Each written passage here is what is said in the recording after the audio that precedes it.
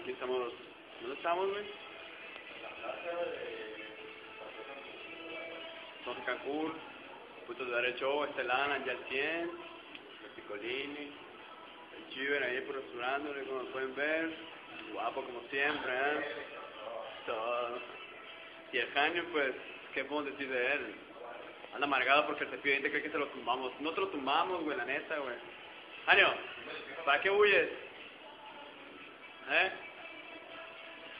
Te intimido, ¿verdad? Como siempre, no intimido a Janio, ven acá, mira.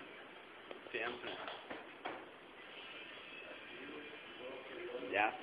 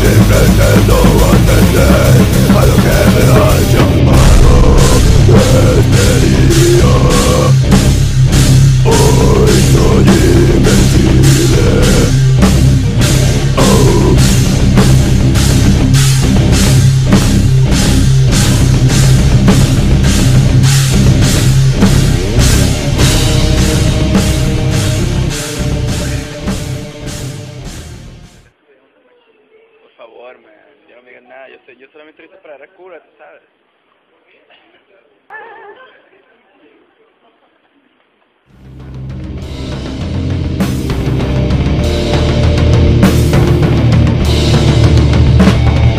Dame, tú me, golpe.